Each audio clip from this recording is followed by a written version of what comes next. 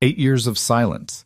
8 years of a new name, a new city, a new life built from flour and fire and sheer stubborn will. Amara Okoye thought she had buried the past deep enough that it would never crawl back to the surface. She was wrong. The morning Kong Tai Sung walked through the glass door of her soul bakery. The world she had spent nearly a decade constructing began to crack, not because of the men behind him, not because of the gun she knew was holstered beneath his jacket, but because of what happened when his eyes moved past her face and landed on the two 8-year-old children sitting at the corner table doing their homework. He went completely still, and Amara's blood turned to ice. If you've never had to watch the most dangerous man you've ever loved, realize the truth you've been hiding from him for 8 years. Like and drop your city in the comments below so I can see how far this story has traveled. Now stay with me, because this is only the beginning. The bakery smelled like cardamom and burnt sugar that morning, the way it always did on Tuesdays when Amara ran her second batch of chin-chin too long in the oven because she got distracted checking invoices. The radio on the shelf above the espresso machine was playing something low and scratchy, old American R&B that she'd downloaded before the streaming subscription lapsed, and the light coming through the front windows had that particular quality soul light got in October. Pale and slanted and thin as paper, it was, by every available measure, an ordinary morning. Amara stood behind the display counter wiping down the glass with a cloth that smelled faintly of vinegar, her locks pinned up under a wide fabric wrap the color of rust, a dusting of powdered sugar across the left side of her apron like a smear of chalk. She was 34 years old. She had calluses on both palms from the dough hook of a mixer that needed replacing. She had a small burn scar on her right forearm from a baking sheet that had slipped 2 winters ago. She had 2 children who were currently sitting at the corner table doing their Tuesday morning homework before school. 8 years old, both of them, a boy and a girl who fought like small cats but slept curled against each other like they were still in the womb. She had a life, a real one. Small and imperfect and held together with early mornings and the income from maybe 30 loyal customers a day, but real. Hers. Built with her own 2 hands in a city that had not known her name 8 years ago and had slowly, incrementally learned to trust it. The bell above the door rang. Amara didn't look up from the glass. "We don't open for another 20 minutes, she said in Korean, her accent still slightly rounded at the edges in ways that 8 years hadn't fully smoothed. "If you want to wait outside, there's a bench." Nobody answered. She looked up. There were 3 of them inside the doorway, which meant they hadn't come in through the sound of the bell. They had come in through the bell, and she simply hadn't registered the way the room changed when they entered it. That was the thing about men who operated at a certain level of danger. They had a gravitational quality. The air around them organized itself differently. 2 of them she didn't know. Large men in dark coats, faces blank and watchful, positioned on either side of the door in the way that said, "We are not customers, we are architecture." Human walls. She had seen that kind before. She had spent enough years adjacent to that world to know what a bodyguard looked like when he was doing his job. The third man stood between them, slightly forward, and he was looking directly at her. Amar's hand stopped moving on the glass. Kong Tae-sung had not changed as much as she needed him to have changed. That was her first thought. Not he found me, not how, not even the hot animal fear that came an instant later like a wave behind the first. Her first thought was that 8 years should have done more damage to him than this. He should have gone gray, gone heavy, gone somewhere softer or somewhere harder in ways that made him unrecognizable. Instead, he was 41 years old, and he looked like a man who had been carved rather than grown, the line of his jaw still clean, the set of his shoulders still the same controlled stillness she remembered, like a language her body had learned and never forgotten. He wore a dark charcoal suit. No tie. The top button of his shirt undone in a way that was not casual, but simply indifferent to the effort of formality. His hair was shorter than she remembered. His eyes were the same, that particular dark that was almost black and caught light without giving anything back. He was looking at her the way she had seen him look at problems he intended to solve. "Amara," he said. Just that. Her name. In his voice, which was low and even and had the particular quality of a man who had never needed to raise it to make a room go quiet. She put the cloth down on the counter. She did not reach under the counter for the phone. She did not call for her employee, Sujin, who was in the back kitchen doing prep. She did not look at her children, because she understood with absolute cellular clarity that looking at her children was the worst thing she could do in this precise moment. "We're not open yet," she said. "I know." He took a step into the room. His bodyguards did not move. "I'm not here for bread."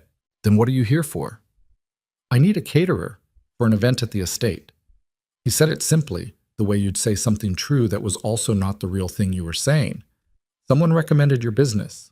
Amara studied his face for any sign that this was what it appeared to be. An ordinary business inquiry. A coincidence. A man who had found her by accident and had not yet recognized her as anything more than a face from a former life. She was good at reading Taesung.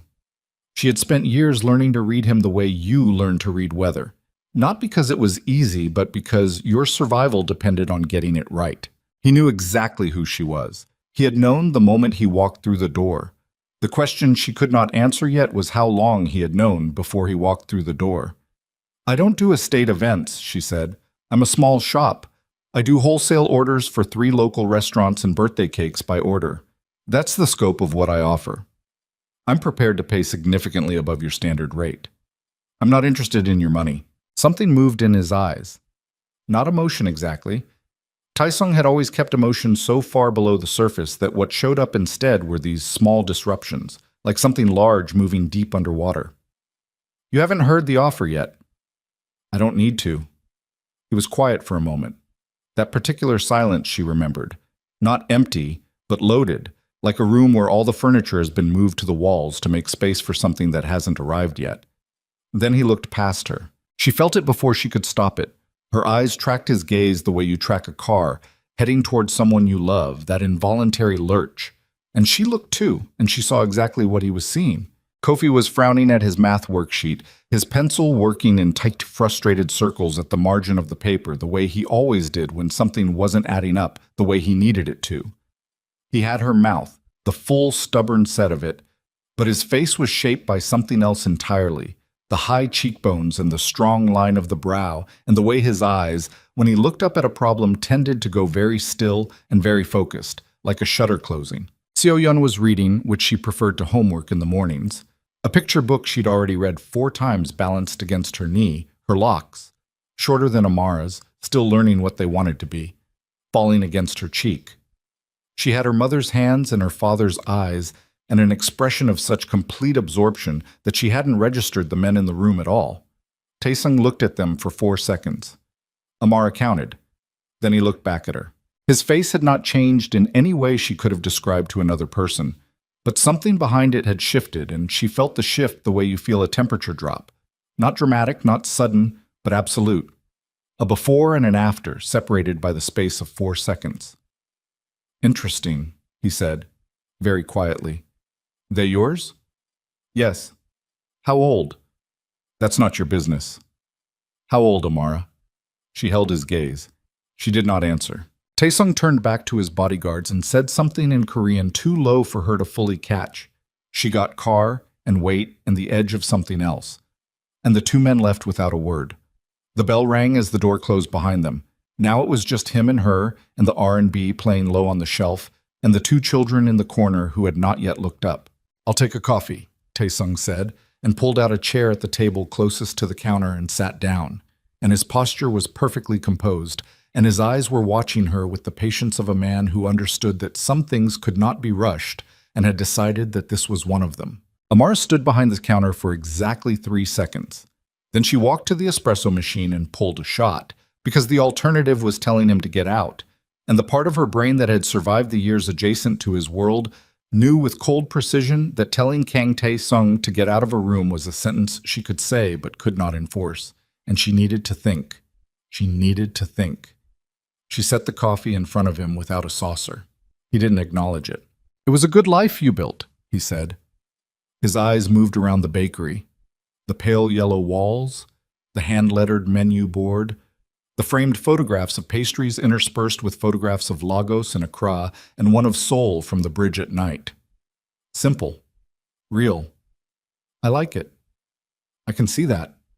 She watched him. He watched her. The coffee sat between them untouched.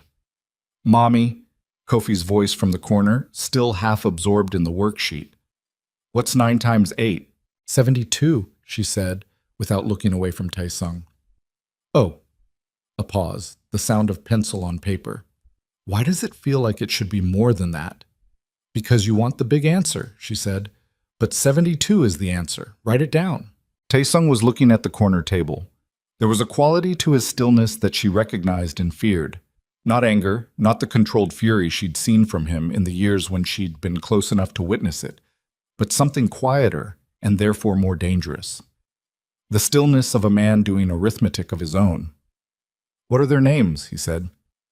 That's not something I'm going to tell you. Amara. No. He turned back to her. They have my face. They have their faces. The boy especially. He said it with a steadiness that was almost clinical, almost like he was reporting an observation rather than detonating one, and she understood then with complete certainty that he had already done the math, that he had known before she confirmed it by flinching. Same face I had at that age. My mother still has photographs. I look at that boy, and I am looking at 25 years ago. She had prepared for this moment. She had prepared for it in the abstract, had imagined it late at night in the years after the twins were born, had run the conversation through her head in all its versions, had rehearsed what she would say, what she would refuse to say, the line she would hold. In her imagination, she had been calm, prepared, armored. What she actually felt standing behind the counter of her bakery at 7:43 in the morning with powdered sugar on her apron and the low R&B playing and her children doing their homework 6 feet away was a terror so specific and so physical that it took everything she had to keep it off her face. I think you should leave, she said. I don't think that's what either of us actually wants. What you want isn't relevant to what I'm telling you. He looked at her for a long moment. Then he reached into his jacket. She went still, that old reflexive stillness, and produced a card and set it on the counter. Plain white. A phone number. Nothing else. I'll be in touch about the catering contract, he said, and stood and buttoned the single button of his jacket with the unhurried precision of a man who had never done an undeliberate thing in his life. Think about it. He left. The bell rang. The door swung shut. The R&B kept playing. Kofi erased something on his worksheet with the focused violence of a child who has changed his mind. Seo Yan turned a page. Amara stood behind the counter and pressed both palms flat against the cool glass and breathed. She had been 26 years old the first time she'd walked into Kang Taesung's orbit, and she hadn't known what she was walking into. Not fully, not in the way that would have made her turn around. She'd been in Seoul on a fellowship, studying traditional grain fermentation techniques for a thesis that would eventually become the foundation of her bakery's entire sourdough program. She had been brilliant and underfunded and deeply lonely in the specific way you are lonely when you're in a foreign city, and the loneliness is half homesickness and half the growing suspicion that you are not the person you were supposed to become. She had met him at a gallery opening she attended because her fellowship advisor knew the artist and had given her a +1 ticket she almost didn't use. Taesung had been there for reasons she only understood later. The gallery's primary investor had ties to 3 of the organization's shell corporations, which she did not know at the time and which would not have meant anything to her if she had. She knew that he was looking at a painting she was also looking at, and that he had made a comment about it that was both perceptive and dismissive in equal measure, and she had disagreed with him, and the disagreement had lasted 40 minutes and ended with him asking if she wanted to get dinner. She should have said no. She understood that now in the way you understand the place on the stairs where you missed a step, not as a judgment, just as a fact about the architecture. She had said yes. The relationship had built the way serious relationships sometimes did, not gradually but in jumps, each stage arriving before she felt ready for it. 3 weeks, and she had known she was in love with him. 6 weeks, and she had moved into the apartment adjacent to his own, which was how she had understood something was different about him, that he chose proximity without full dissolution of distance, that the apartment and not his rooms was the offer he was making. 3 months, and she had understood what his organization was, had made the decision to stay anyway in the complicated, rationalizing way you make decisions when love and fear are both telling you different things and you're not sure which one to trust. She had stayed because she had told herself she was separate from it, a woman with a life of her own, a fellowship, and a thesis, and an identity that existed outside his world. She had stayed because she had believed, had genuinely, foolishly believed, that she could love Kang Tae-sung and still maintain the borders that kept her safe from what he was. She had stayed for 2 years. She had left when she found out she was pregnant. The memory of that last morning still lived in her body the way bad memories did. Not in the mind, but in the muscles. In the particular tightening of the chest that happened when you recalled something that had cost you more than you had expected to pay. She had taken the test in the bathroom of the adjacent apartment, sitting on the cold tile floor with her back against the wall, and she had understood in the 30 seconds she sat there with the test in both hands exactly what she was going to do. Not because she didn't love him. That was the part she had never been able to explain to herself in any satisfying way. She had loved him, completely and without adequate self-preservation. She had loved the versions of him that most people never saw, the man who remembered small things, who listened to her talk about fermentation processes with genuine attention, who stood in the kitchen of her tiny apartment at 2 a.m. eating toast because he couldn't sleep and didn't want to wake anyone with his insomnia. She had loved him, but she had also been present for the year in which 3 attempts were made on his life. She had been in the building, 2 floors away, the night arrival's men came with enough firepower to make the news in 3 different cities. She had spent 6 weeks sleeping with a bodyguard stationed outside her door, had learned to check under her car before she got in it, had watched Tae-sung sit across from her at dinner with a gunshot wound that he was managing through controlled breathing and sheer refusal to acknowledge the reality of it. A baby changed the arithmetic. A baby changed everything about the arithmetic. She had left on a Tuesday morning with a bag that looked like a weekend trip, and $8,000 she had saved from her fellowship stipend and the research grant renewals. And she had not looked back in the way that meant she had not allowed herself to look back, which was the only kind of leaving she knew how to do. She had told herself he would understand. She had told herself that a man like Tae-sung, who knew better than anyone what his world cost, would understand why she had run. Had made herself believe it through the months in London, through the pregnancy, through the first years in Seoul when she was building the bakery and learning to sleep through the night again. Through all of it. Standing behind the counter after he left, she understood for the first time with real clarity that she had been wrong. Soojin came out of the kitchen at 8:15 with a tray of almond croissants and found Amara exactly where she'd been standing for 30 minutes, both palms on the glass counter, staring at the front door. "Unnie." Soojin set the tray down.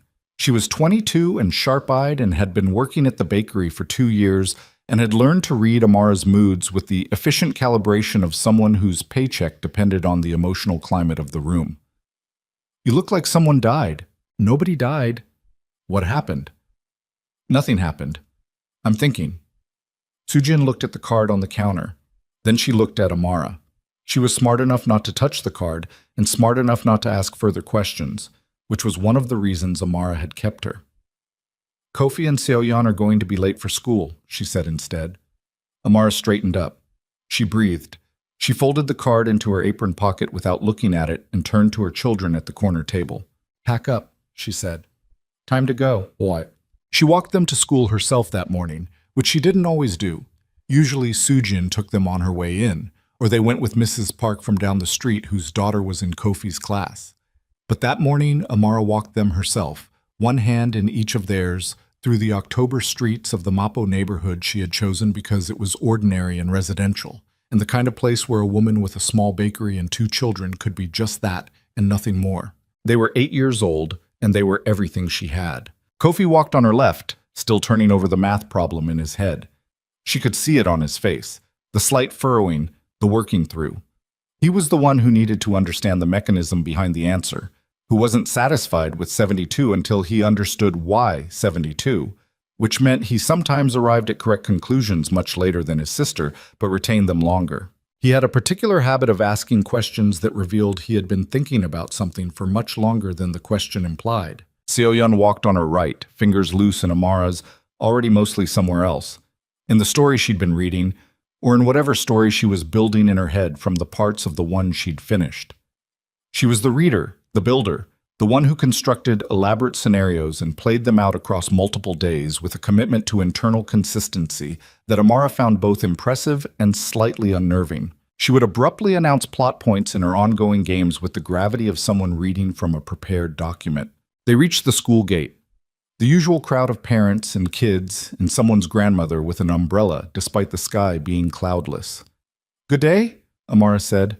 She kissed Kofi's forehead. She kissed Seo-yeon's. "Straight to after-school club, both of you.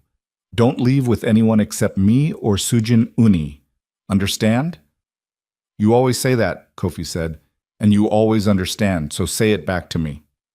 "No one except you or Sujin Uni." "Good. Go." She watched them until they were through the gate and absorbed into the crowd.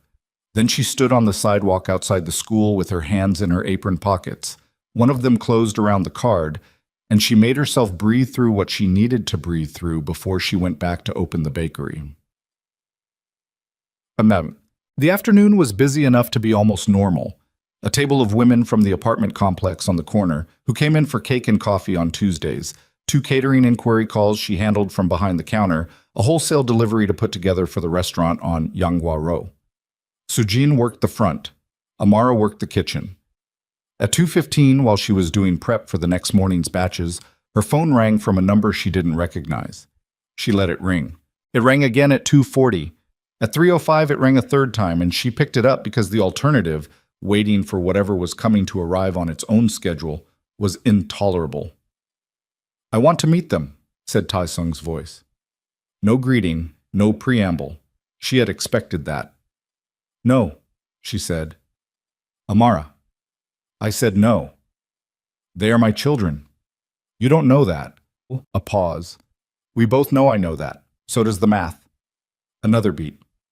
"The boy has my grandmother's eyes, exactly. I sat in the car for an hour before I drove away, and I went back through my memory, and I kept returning to my grandmother's eyes." She said nothing. "I'm not going to disappear," he said.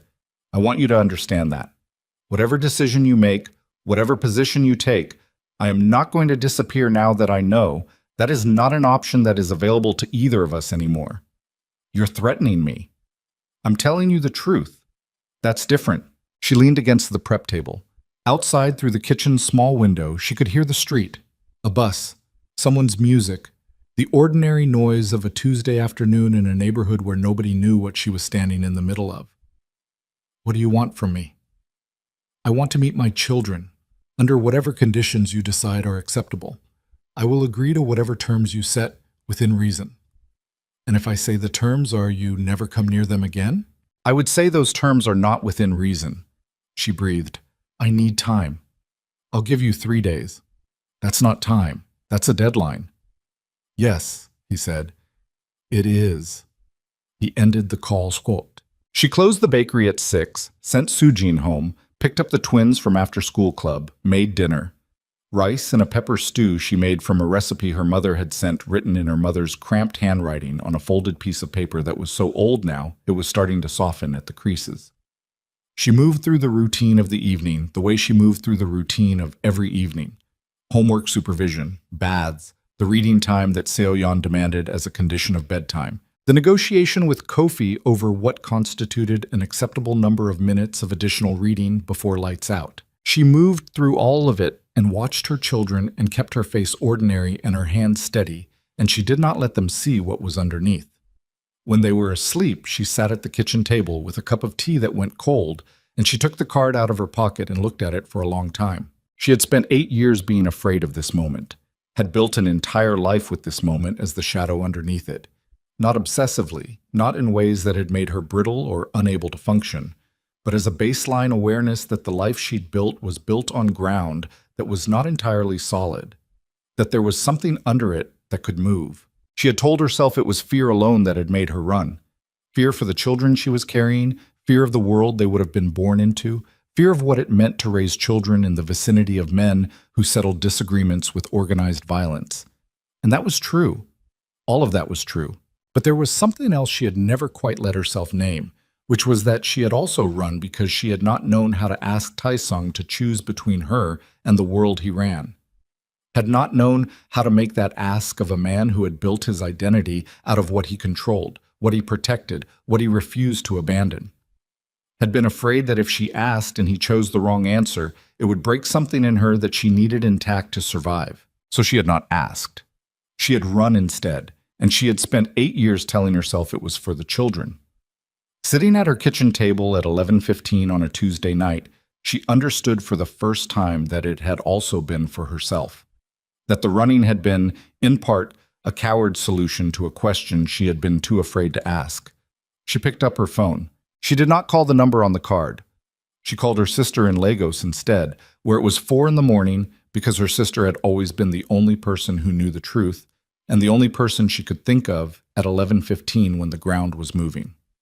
Her sister picked up on the fourth ring. Amara. Her voice was thick with sleep and sharp with the immediate alertness of someone who had been waiting for years for a particular call. What happened? He found us. Silence on the line. Then, very quietly, "Are you safe?" "Right now, yes." "The children?" "Asleep. They don't know." Another silence. Her sister breathed. Amara heard the sound of movement. She was getting up, going somewhere quieter, the small sounds of a house at 4 in the morning. "What does he want?" "To meet them." "And what do you want?" Amara looked at the card on the table. Outside, Seoul ran its engines through the night, indifferent. The tea was cold. The kitchen light was too bright. "I don't know anymore," she said. "That's the problem. I used to know exactly what I wanted, and now—" She stopped. "Now he's real again," her sister said. Amara didn't answer because her sister was right, and they both knew it, and some truths didn't require confirmation. What she did not say, what she could not say even to her sister who knew everything, was the thing she had understood the moment Taesung sat down across from her counter with his untouched coffee and his terrible patience, that 8 years had not done what she had needed 8 years to do. That the version of him she'd been afraid of finding across a room had arrived, and he had sat in her bakery with her children nearby, and he had been, in some fundamental way that terrified her more than the organization he ran, and the enemies that came with it, still the man she had loved. She said goodnight to her sister. She washed her cup. She turned off the kitchen light. In the bedroom doorway, she stood for a moment and looked at her children asleep in their room across the hall. The shapes of them under their blankets, the quiet rhythm of their breathing in the dark. She had 3 days. She didn't know yet what she was going to do with them. What she didn't know, couldn't have known, standing in that dark hallway, was that 3 kilometers away, in the back of a parked car on a street she had never walked down, one of Taesung's men was reviewing photographs taken that morning through the bakery's front window. Photographs of Amara behind the counter, photographs of the twins at their table, and that Taesung, in the back of that car, was not looking at the photographs of Amara. He was looking at the photographs of his son and his daughter, and his jaw was set in the way it set when he had already made a decision but had not yet decided how to execute it. And the man sitting next to him, who had worked for the organization for 11 years and had learned to read the gradations of that jaw, knew enough to stay very quiet and very still. "Find everything," Taesung said finally, without looking away from the photographs. "School, routines, anyone they interact with regularly. I want it all." "And the mother?" Taesung looked up from the photographs. Out through the car window at the lights of the city, Seoul moving through the night at its enormous ordinary speed, carrying 8 million people toward their mornings, indifferent to all of their particular catastrophes. "She made a choice 8 years ago," he said. "Now she's going to make another one." He handed the photographs back and looked out the window and said nothing else. And 3 kilometers away, in an apartment above a bakery that smelled of cardamom and old sugar, Amara Okoye lay awake in the dark and listened to the sound of her children breathing and did not yet know that the surveillance had already begun. The morning after Taesung walked into her bakery, Amara woke at 4:15 and lay in the dark and listened to the city for 20 minutes before she accepted that sleep was done with her. She made coffee. She stood at the kitchen window in the dark with the mug in both hands and watched the street below. The empty sidewalk, the parked cars, the streetlight at the corner throwing its pale cone down onto wet pavement. It had rained while she slept. She hadn't heard it. She looked at the cars. She had not been the kind of person who looked at parked cars before she met Taesung. That was one of the things his world had given her and never taken back, the habit of reading stillness as a possible threat, of understanding that a car with no visible occupant was not necessarily empty. She looked at the gray sedan parked 40 meters down the block, that had not been there when she'd closed the bakery last night. She looked at it for a long time. Then she turned away from the window and drank her coffee and started her prep 2 hours earlier than usual, because the alternative was standing at that window, watching that car, until her children woke up, and she could not afford to fall apart before 7 a.m. She called the number on the card at 8:30, after the twins had left for school, and Sujin had arrived and the first batch was out of the oven, and she had done everything she could think of to delay the call. He picked up on the second ring. "The gray sedan on my street," she said, without greeting. "How long?" A brief pause. "Since last night." "Pull it." "Amara, I am not asking. Pull it, or I take my children and I disappear again, and this time I will be more careful." Silence on the line. She could hear him breathing, measured, controlled, the way he breathed when he was deciding something. "It'll be pulled within the hour." "Thank you. I want to meet them this week." "I said I needed time." "You said 3 days. It's been 1. I said I needed time, and you said 3 days, and those are not the same thing." She kept her voice low and level, even though the back of her throat was tight. "I will call you. Don't call me again before I do." She ended the call before he could answer. She stood over the prep table and pressed both fists into the dough she'd been working and breathed through her nose until her hand steadied. Sujin came into the kitchen with an empty tray and took one look at her and turned directly around and went back out front without saying a word, which was the correct response. The gray sedan was gone by 9:15. She checked from the bakery's front window between customers, casual enough that nobody would have noticed, old enough in her paranoia to know how to make checking look like nothing. It being gone didn't mean nothing was watching. She knew that. But the act of compliance, the fact that he had pulled it when she asked, told her something she filed carefully away. He was managing her. He was being deliberate about the distance between pressure and force. That was Taesung being strategic, which was Taesung being dangerous in the particular intelligent way that was harder to defend against than simple aggression. She had 2 days left before his deadline. She spent the afternoon working the counter and thinking. Oh wait, the call she hadn't expected came at 3:45 while she was packaging a birthday order. It was a woman's voice. Older, Korean, formal in a way that was almost antique, the kind of formality that belonged to a generation that still treated phone calls as ceremonies. "Miss Okoye." Not a question. "My name is Kang Myung-suk. I believe you know my son." Amara set down the pastry box very carefully. "Mrs. Kang." "I hope I'm not interrupting your work." "You are," Amara said.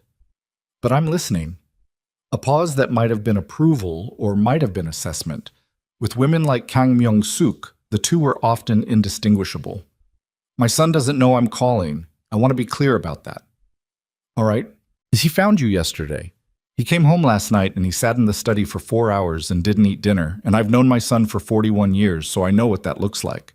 It looks like a man who has had something returned to him that he had given up grieving." Another pause. "I saw photographs. He had them on his desk." Amara's grip tightened on the phone. "What photographs?" "Of you, of the children." The voice was steady, carefully steady. "They have his face, Miss Okoye." "Mrs. Kang, I'm not calling to threaten you. I want you to hear that. I'm calling because I am an old woman and I have watched my son run that organization for 15 years, and I have watched it cost him everything that wasn't the organization itself, one thing at a time, until there was almost nothing left." A breath. "And now there are 2 children with his face, and I find I have things to say that have nothing to do with threat." Amara sat down on the stool behind the counter. The birthday box sat open in front of her, the pastries arranged in their careful rows. "Say them," she said. "He will not let this go. I think you know that. He is not built for letting things go. He never has been, not since he was a child. He holds things." A pause. "But he is also not his father. I want you to know that. Whatever you saw of his world, whatever you understood of what the organization required, he is not his father. He made choices his father would not have made. He drew lines his father did not know existed." The formality shifted slightly, like a window opening. "I'm not asking you to trust him. I'm asking you to consider that the man you ran from 8 years ago has had 8 years as well." Amara looked at the front window, the street, The ordinary afternoon moving past. He had me surveilled, she said. Yes, he would. That's not a defense. No, Mrs. Kang said. It isn't. I'm not defending it. I'm contextualizing it. There's a difference. Another breath. He was afraid you would run again. The word afraid landed with more weight than Amara had expected from that conversation. Tai Sung afraid. She turned it over. How did he find me? I don't know the specifics. I know that he never stopped. A pause that felt careful. Not in the way of obsession. In the way of a man who needed to know you were alive and safe, and eventually learned to live alongside not knowing more than that. Amara closed her eyes. Miss Okoye, the formality was back complete. I would like to meet my grandchildren before I die. I am 68, and I have earned the right to say that plainly. That's not a small ask. No, it is not. Silence between them. The bakery sounds. The low refrigerator hum, a customer at the front. Sujin's voice handling the transaction. I'll think about it, Amara said. That's all I'm asking. Mrs. Kang ended the call, and Amara sat for a while with the phone in her hand and the birthday box open and the afternoon moving past the window. And she thought about a woman she had met once at a dinner she wasn't supposed to have attended, who had looked at her across a table with sharp, appraising eyes and had said, in very clean English, "You're smarter than the last one. That's either very good or very complicated." She hadn't known at the time which one it had turned out to be. She told Sujin to close up. She picked up the twins at 5 and took them to the park that sat between the school and the bakery, the one with the good climbing structure and the old men who played pas duc at the stone tables near the gate. She sat on a bench and watched Kofi and Seo-yeon work the climbing structure with the focused physical commitment of children who treated play as engineering, and she tried to think clearly. The problem was not whether Tai-sung had the right to know his children. That question had an answer she had been avoiding for 8 years, and sitting on a park bench watching her son and daughter, she understood that avoiding it any longer was a form of dishonesty. She was running out of justification for. He was their father. That was a fact with weight and consequence, and she did not have the right to unilaterally decide it meant nothing. The problem was what knowing them would cost, because knowing them meant being known by the organization. It meant her children existing, officially, in the ledger of things that Kang Tae-sung valued, and she understood enough about the arithmetic of his world to know what happened to the things Kang Tae-sung valued. They became leverage. They became targets. They became the specific vulnerabilities that men with grudges and ambitions spent years cataloging and waiting for the moment to use. She had run to keep them out of that ledger. She did not know how to let them into it without also letting in everything that came with it. Yama. Seo-yeon appeared at her knee, breathing hard from the climb, a scrape of bark on her wrist. Kofi says the top bar is mine, but I got there first. You did? Obviously. Then you own the bar. Seo-yeon considered this, deemed it sufficient, and turned back to the structure. Amara watched her go, the straight-backed run, the absolute confidence, the way she moved through the world as if it had been arranged for her convenience and had simply failed to inform her of certain obstacles. She had Tae-sung's certainty. That was the thing Amara had always known and never let herself say. The way Seo-yeon occupied a room, the way she made decisions. There was something architectural about her self-assurance that had nothing to do with Amara and everything to do with a man her daughter had never met. Kofi was different, more like Amara in temperament, more prone to working through things before committing, more invested in understanding the mechanism before acting on the result. But even Kofi had something in him that was not Amara, some quality of stillness under pressure, of going quiet rather than anxious when the stakes were high, that she recognized from across 8 years and a deliberate act of forgetting.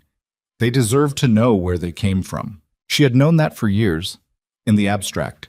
She had not known how to convert that abstract knowing into a livable decision. She was still sitting with that when her phone rang. Not Tae-sung's number. A number she didn't recognize at all. No area code she knew, the string of digits with a format she couldn't immediately place. She almost didn't answer. She answered. Miss Okoye. Male voice. Korean. Not old.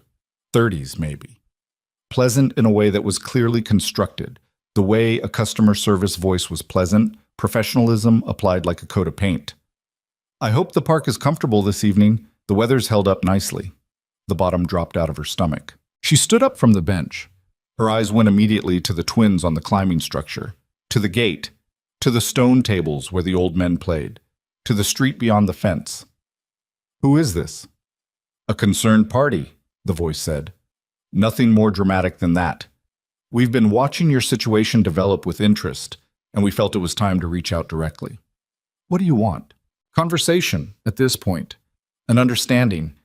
You find yourself in an interesting position, Miss Okoye, between Kang Taesung and the choice of whether to re-enter his world. We'd like to offer you a third option. I don't know who you are. No, you don't. A pause. But we know quite a lot about you, and about your children. Their school routine is very consistent, by the way. Admirable for 2 8-year-olds. Most children that age resist consistency. She was walking toward the climbing structure before the sentence was finished, phone against her ear, eyes moving across every face in her line of sight. Don't. I'm not threatening, Miss Okoye. I want to be very clear about that. I'm demonstrating capability. There's a difference. Taesung had said almost exactly the same thing to her that morning. I'm not threatening. I'm telling you the truth. That's different. She had thought at the time that it was uniquely his phrasing. It was not uniquely his phrasing. It was the phrasing of a category of man, and the category was suddenly wider than it had been an hour ago. What do you want from me?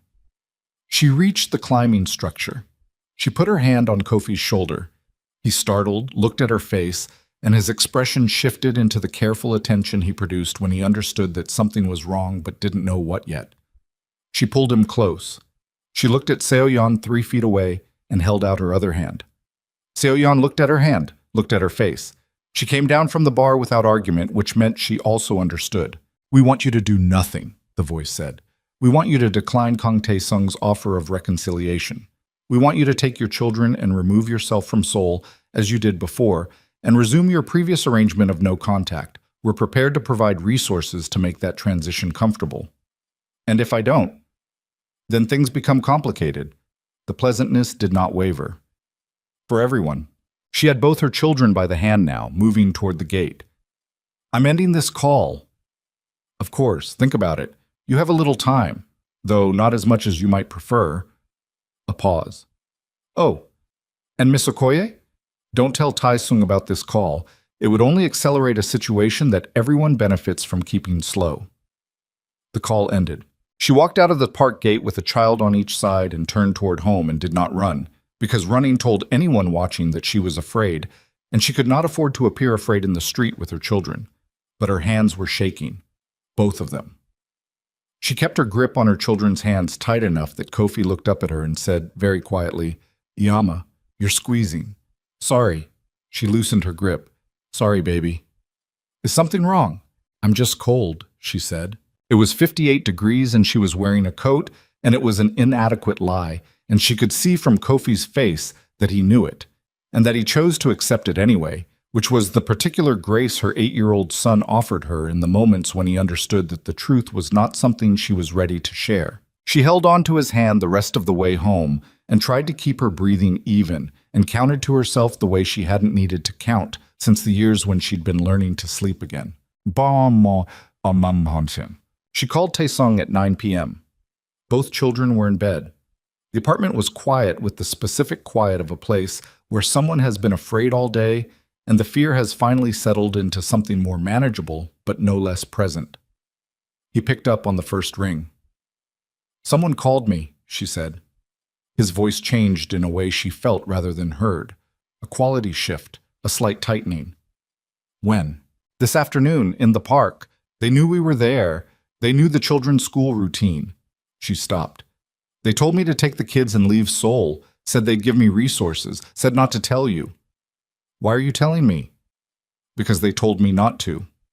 A beat. And because they knew exactly where we were. Silence.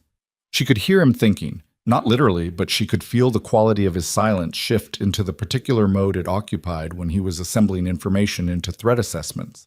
She had lived adjacent to that silence for 2 years, and she recognized it the way you recognized bad weather. Did they give a name? He said. No. Describe the voice. She did. Male, Korean, 30s, cultivated pleasantness that sat on top of something much colder. Taesung listened without interrupting. When she finished, there was a pause of 3 seconds. Park Jin-hyuk's organization, he said. Not a question. I don't know that name. No, you wouldn't. Another pause. He's been trying to reposition for 2 years. He needs leverage that doesn't exist yet. His voice was very controlled, very even. She had learned long ago that evenness in him was not calm. He found leverage. My children are not leverage. In his calculation, they are. Taesung said it flatly, not cruelly. The flatness of a man stating an operational reality, not making a moral assessment. He wants you gone because a reunification between you and me closes a door he's been working toward. If you disappear again, the children disappear. If the children disappear, I have no acknowledged family. If I have no acknowledged family, you have nothing to protect. Exactly. She sat with that. The room was dark except for the kitchen light. So he wants me to run because my running makes you more vulnerable. Yes. And you want me to stay because I want my children. The evenness cracked, just slightly, just enough to hear what was underneath it. And because I would rather you were inside my protection than outside it, for reasons that are currently practical and also not entirely practical. She didn't answer that immediately. Outside, Seoul ran its engine through the night. She pressed her free hand flat against the kitchen table. I need to know something, she said, and I need you to answer me honestly. Ask. If I bring them into your world, if I allow you access, allow whatever version of family you're proposing, can you actually keep them safe? Not in theory, not as an organizational claim. Honestly, can you? A long silence. I cannot guarantee that nothing will ever threaten them, he said. That is not a guarantee I can make, and you would not believe it if I made it. What I can tell you is that they will be the most protected children in this country. What I can tell you is that every resource I have will be organized around their safety. What I can tell you is that outside my protection, after today, they are already in the picture. A pause. Park Jin-hyuk called you. That means he knows. That means the information already exists in his organization. That means the window in which your anonymity protects them has closed. She understood what he was saying. She had understood it the moment the pleasant voice had told her he knew the park, knew the school routine, knew exactly where she and her children were on a Tuesday afternoon. Running again would not fix it. Running had worked 8 years ago because nobody knew. Nobody knew anymore. I need to talk to them, she said. The children, before anything else, before any meeting, before any arrangement. I need to tell them something. Not everything, not yet, but something. All right? I decide how much. I decide when. All right. And Taesung. She stopped. Started again. If you do anything, if you make any move regarding my children without my knowledge or consent, any surveillance, any contact, anything, I will find a way to disappear that you won't be able to follow. I survived once. I can survive again. Do you understand me? Yes, he said. And then, after a pause, I should tell you, the surveillance last night. It wasn't only to find your routine. What else? Park Jin-hyuk had a man outside your bakery 2 days before I came in. I didn't find out until last night. The timing of my arrival was not accidental. A beat. I knew you were there for 6 weeks. I waited because I was trying to decide. Then his man appeared and I stopped deciding. She absorbed that. 6 weeks. He had known for 6 weeks and had waited, and then someone else's threat had forced his hand, which meant the entire sequence of the last 2 days, the arrival, the coffee, the card, the deadline, had been partially a response to a danger she hadn't known existed. You should have told me that first, she said. Yes. No qualification. I should have. Don't do that again. I won't. She believed him, which frightened her more than she expected, because believing Kang Taesung required a kind of opening up that she had spent 8 years sealing shut. And she could feel it now. The seal giving, the pressure behind it, 8 years of distance compressing back into the present tense with the weight of everything that had accumulated while she wasn't looking. She said goodnight. She sat in the quiet kitchen. In the morning, she was going to have to talk to her children, and she still didn't know what she was going to say. And the city outside kept moving, indifferent, and somewhere in it a man named Park Jin-hyuk had a file with her children's school routine in it, and somewhere else in it Kang Taesung was making calls she would not hear until their consequences arrived. And Amara Okoye sat at her kitchen table and understood that the life she had built, the real, small, imperfect, hers one, had already changed. Not tomorrow. Not when she made the next decision or the one after that. It had changed this morning when a man walked through her door and looked at her children. She just hadn't let herself name it until now. She talked to her children on a Wednesday morning before school, which was not the morning she had planned to do it, or the way she had planned to do it, but the planning had stopped being relevant sometime around 9 p.m. the night before when she understood that the window was already closed. She sat them at the kitchen table with their breakfast in front of them, Kofi's rice and egg, Seoyeon's toast with the specific brand of strawberry jam she would accept, and no other. And she sat across from them, and she did not have a script and did not pretend to have one. "I need to tell you something," she said, "and I need you to eat while I tell you because you still have to go to school." Kofi put his spoon down. "Eat," she said. He picked it up again. She had rehearsed versions of this moment for years, in the abstract, in the dark, in the small hours when the twins were asleep, and she had nothing to do but sit with the decision she had made. In every version, she had been calmer than she was now. In every version, she had found better words. "You've asked me about your father," she said. "Both of you, at different times. And I told you he lived far away and that things were complicated. That was true. It was also not the whole truth." Seoyeon had gone very still in the way she went still when she was processing. Not the stillness of shock, but the stillness of a child filing information rapidly, building a new structure from new material. Kofi was looking at his bowl. "His name is Kang Taesung," Amar said. "He's Korean. He lives in Seoul." She paused. "He came to the bakery 2 days ago." Kofi looked up. "The man in the suit." She hadn't known he'd seen. "Yes. I saw him through the window when we were leaving," he said. "He was looking at us." "Yes? Does he know about us?" "He does now." The kitchen was very quiet. Outside, the neighborhood was starting its morning. A truck somewhere, somebody's door, the particular urban percussion of 8 a.m. in a residential block. Ordinary sounds. The sounds of a life she had built to be ordinary. "Is he dangerous?" Seoyeon said. "Not afraid." Assessing. Amara looked at her daughter and felt something in her chest pull tight. "He runs a powerful organization. His world has risks in it. That's part of why I made the choices I made when you were born." She stopped. "I'm not going to lie to you and tell you his world is safe, but I'm also not going to make that decision for you forever without telling you it exists." "Can we meet him?" Kofi said.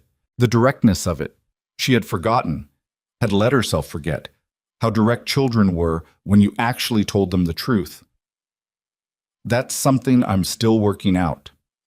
"But you're going to let us," Seoyeon said. Also not a question. "I'm considering it." Seoyeon picked up her toast and bit into it with the composure of someone who had just received information that confirmed a theory she had held for some time. "Okay," she said. Kofi was still looking at his bowl. She watched him do what he always did, go quiet, work through it, arrive somewhere. "Is he why you always check the cars?" he said. Amara breathed. "Partly." "And why we never go back to Lagos for more than 2 weeks?" "Partly." He nodded slowly. He picked up his spoon. "Okay," he said, like his sister, the same word, the same register, which meant they had somehow already discussed this between themselves in the way they discussed everything between themselves, in the private language of two people who had shared a womb and had never entirely stopped sharing a frequency. She stared at her children and felt the specific complicated grief of a parent who understands for the first time that their children have been quietly carrying something heavy that the parent put there. "I'm sorry," she said, "for not telling you sooner." "It's okay, Yama," Kofi said, and meant it, which was almost worse. She called Taesung from the bakery at 10 and told him she was ready to arrange a meeting. She kept it brief. He kept it brief. They agreed on Saturday. neutral location, public, her choice of place. He accepted her terms without qualification, which she noted and filed. She did not tell him about the phone call from Park Jin-yuk's man. She was still deciding what to do with that. She should have told him immediately. She knew that. He had told her about the surveillance outside her bakery, had offered her the transparency she'd demanded, and she was sitting on material information about an active threat and processing it alone, which was, she could admit this to herself while standing over her mixing bowls, not a decision made from strategy. It was a decision made from the deeply ingrained habit of handling things alone that 8 years of solo parenthood had carved into her operating system. She was still deciding when Taesung called her at 2:15. "I need you to listen," he said before she could speak. His voice had a quality she hadn't heard in it yet. Not cold, not controlled, compressed, like pressure behind a wall. Carefully. "What happened?" "Park Jin-yuk's organization is larger than my intelligence suggested. I've spent the last 18 hours doing a full assessment, and I've found gaps in my information that shouldn't exist." A pause. "Someone in my organization has been feeding him data for at least 4 months. Amara stopped moving. "What kind of data?" "Movement, schedule, the identity of my assets, and—" He stopped, started again. "Information about you, about your location, about the children." The floor felt different under her feet suddenly. "You have a leak." "Had. Past tense. I've identified the source." His voice did something complicated. "One of my senior men. 12 years in the organization. I trusted him with everything." A pause. "He's been in contact with Park's people since June. The timeline suggests he was the one who flagged your bakery to Park before I found you." She understood the sequence then, rearranging in her head, the pieces clicking into different positions. "Park knew about me before you came in?" "Yes." "Which means the call I received wasn't a response to your visit. It was already planned." "Yes." A beat. "You received a call." She closed her eyes. 2 days ago. In the park. I told you last night. You told me someone called. You didn't tell me the timing, that it was before my own people had processed that you'd agreed to a meeting. Amara. His voice dropped. "Park's man called you within 6 hours of my first visit to your bakery. That's not a reaction. That's a prepared operation." She pressed her free hand against the prep table. "He already had the school routine. He knew the park. He's had surveillance on you for at least 2 weeks, possibly longer. My source was feeding him updates. 2 weeks. She had been walking her children to school and running her bakery and lying awake at night making decisions. And for 2 weeks there had been eyes on her from an organization that had already decided what it wanted to do with the information.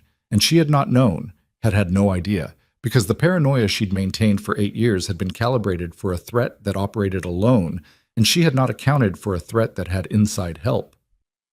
"The Saturday meeting," she said. "We move it.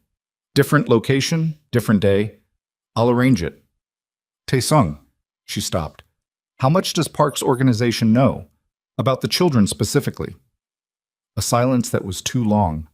"Tell me," she said. "They know their names," he said. "Their school, their after-school schedule, the route you walk them home." Another pause, and she could hear in it the specific weight of a man delivering information he would have done almost anything to not have to deliver. "They know their faces." She closed the bakery early. She called the school and told them the twins were being picked up by a family friend. She gave Taesung's name and description because she could not be in 2 places, and because the conversation they'd had in the last 20 minutes had reorganized her threat assessment in ways that left her with no good options that didn't involve him. The school secretary confirmed. Amara called Taesung and gave him the authorization. She stood behind her counter after the calls and looked at the bakery. The yellow walls, the hand-lettered menu board, the framed photographs of Lagos and Accra and Seoul from the bridge. She had 1 hour before Taesung arrived with her children. She used it to pull the cash she kept in the back safe. Not much, $1,100 in mixed currency, and her passports, hers, and the twins', and the small hard drive with 8 years of business records. She packed them into a bag she kept under the counter for no reason she had ever articulated to herself, except that somewhere in the back of her operating system, the habit of readiness had never fully shut off. She put the bag behind the counter, and she waited. Taesung arrived at 4:17 with the twins and two men she didn't know, and Kofi walking slightly ahead of the group with the expression of a child who had been told something he was still computing. Seo-yeon was watching Taesung with the focused appraisal she applied to everything she wasn't certain about yet. Not hostile, not warm, gathering data. Taesung met Amara's eyes over their children's heads the moment he came through the door, and she saw in his face the same thing she'd heard in his voice on the phone. The compression, the controlled damage of a man who had been betrayed by someone he trusted and was not going to let that show in front of an 8-year-old. He was good at that. She had forgotten how good. "Mom," Kofi said. "He says we've met before." "At the bakery?" Amara said. "Monday morning. You were doing homework. He says he knows you from before that." "That's true." Kofi looked at Taesung, then at his mother, then back at Taesung with the specific look he produced when he was deciding whether to ask the real question or the preliminary questions first. He chose preliminary. "Why are there two men outside?" "Because I work in a field that requires caution," Taesung said. His Korean was careful, not simplified, but paced.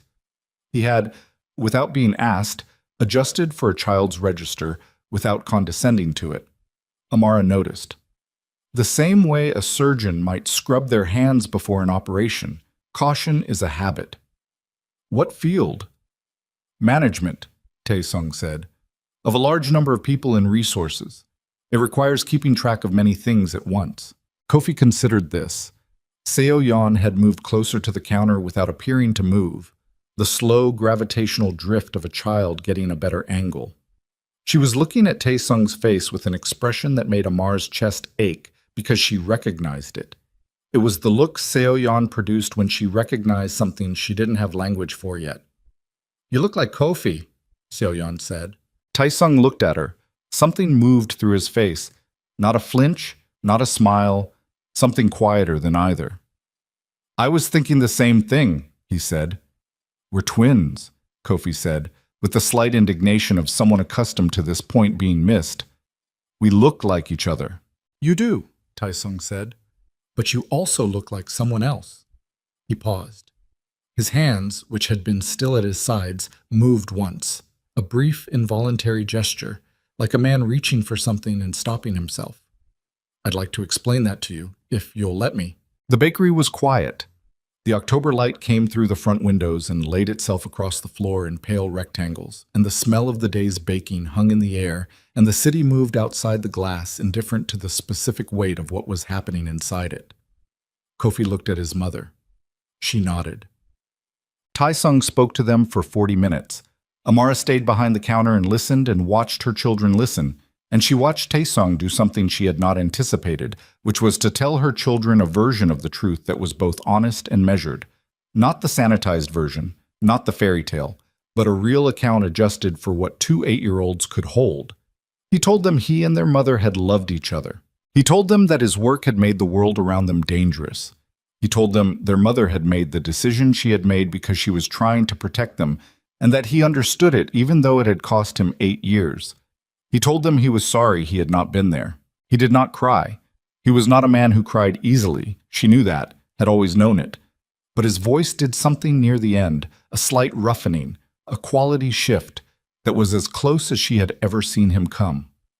Seo-yeon asked 3 questions, each more precise than the last. Kofi asked none. He sat and listened, and when Taesung finished, he was quiet for a long moment. And then he said very seriously, "Are we in danger right now?" Taesung looked at him. "I'm working to make sure you aren't. But right now you are safe. I promise you that." "Okay," Kofi said, and nodded, and seemed, in the way he had of arriving at things through a process invisible to everyone but himself, to make a decision.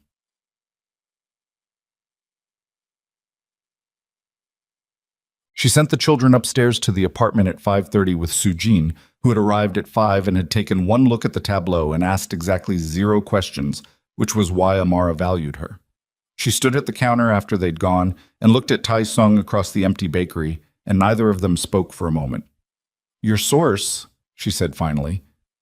"The man who leaked. Being handled." What does that mean? It means he won't be a problem. She didn't ask further. Park Jin-hyuk knows I haven't run. His man called me 2 days ago, and I didn't run. And Taesung arrived, and we're still here, and he knows all of that. Yes. So what's his next move? Taesung was quiet for a moment. He had moved to the window, stood slightly to the side of it, not directly in the glass, the old instinct. She remembered that about him, too. He never stood in windows. He's going to move before I can restructure my security. He has a window right now while my organization is processing the breach. He'll know that. A pause. 3 to 5 days? We don't have 3 days. He turned from the window. No, we don't. He looked at her for a long moment. I want to move you, tonight. The children too. To the estate. It's the most defensible position I have, and the staff is fully vetted. I'm not moving into your estate. Amara, not yet. Not like this. She stopped him with the flat of her voice. I am not taking my children out of their beds in the middle of the night and into your compound because we're afraid of a threat we haven't fully mapped yet. That's not... I need to think. I need tonight. He looked at her with the controlled frustration of a man who understood that pushing further would cost more than it gained. I'll have people on the street tonight, inside if you'll allow it. Outside. Inside the building entrance, not the apartment. She breathed. Fine. He nodded. He picked up his jacket from the counter where he'd set it. He started toward the door and stopped, and she knew from the quality of the stop that there was something else. Something he had been carrying through the last hour and had been deciding when to put down. The man who leaked, he said. His name is Woo Chang-sik. He worked for me for 12 years. I gave him my trust in the way I give very few people my trust. He paused. He told Park's people about you before I came to the bakery. He was the reason Park called you. He was also the reason I found you. Because 6 weeks ago I noticed a surveillance report that didn't match any assignment I'd given, and I tracked it back. And that's when I understood that someone in my organization knew where you were. He stopped. I found you because he was already watching you. I need you to know that. She stood with that for a moment. So you came to me partly to get there before Park did. I came to you because I had been waiting for a reason that felt sufficient, and an enemy's interest in you was finally sufficient. He looked at her. I want to be honest with you. I told you I would be. You're 12 years late on the honest front. I know. He paused. But I'm here now. He left. She stood in the empty bakery and listened to his footsteps on the stairs and the sound of the front door and then the street, and she breathed through the complicated, unwelcome, deeply inconvenient truth that she had not stopped loving him, had not, despite 8 years and an ocean and the complete reconstruction of her life, managed to fully close the room in herself where he lived. And the room had opened again as simply as a door. And she did not know what to do with that except stand with it in her own bakery at 6 p.m. and acknowledge that it was real. She went upstairs. She was wrong about having tonight. She understood that at 11:40 p.m., when her phone rang and the voice on the other end was not Taesung, it was Sujin. And Sujin was crying. They called the school, Sujin said, barely coherent, words tumbling and breaking. They said, someone called the emergency line at the after-school records office. They gave your authorization code. Ice moved through Amara's body. Sujin, they got the emergency pickup records from Monday. Amara, they have the address of the estate. They know Taesung picked them up there on Monday. They have the... Sujin, stop. She gripped the phone hard enough that her knuckles ached. Are the children in their room? Yes. Yes, they're here. I checked. They're... Don't open the door. Don't open the building door for anyone. I'm calling Taesung. She hung up. She called Taesung. He picked up before the first ring completed, which meant he was already awake, already in a different context than the one she'd assumed. They hit the school records office, he said, before she could speak. How do you already... My man at the building entrance flagged a vehicle 20 minutes ago. I've been trying to reach you. His voice was the compressed quality again, but faster now. Operational.